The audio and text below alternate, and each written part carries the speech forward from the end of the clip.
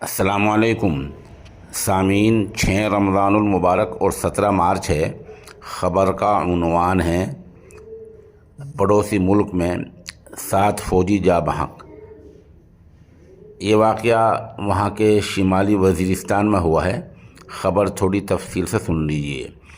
شمالی وزیرستان کے علاقہ میر علی میں سیکورٹی فورسز کے چیک پوسٹ پر دہشت گردوں کے حملے میں پاک فوج کے 2 افسران اور 5 جوان جاں بحق ہو گئے ہیں۔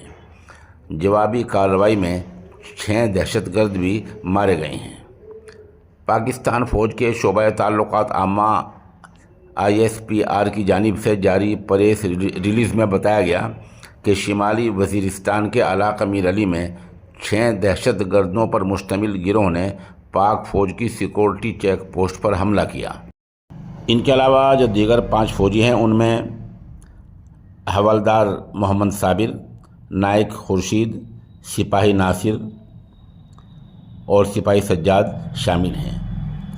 پریس نوٹ میں بتایا گیا ہے کہ کلیئرنس آپریشن کے دوران لیفٹیننٹ کرنل کاشف کی قیادت میں فوجی دستوں نے مؤثر جوابی کارروائی کرتے ہوئے تمام 6 دہشت گردوں کو جہنم واصل کر دیا گیا ہے۔ تاہم فائرنگ کے شدید تبادلے کے دوران لیفٹیننٹ کرنل سید کاشف علی عمر 39 سال اور کیپٹن محمد احمد بدر عمر 23 سال نے بہادری سے دہشت گردوں کا مقابلہ کرتے ہوئے جام شہادت نوش کیا ہے۔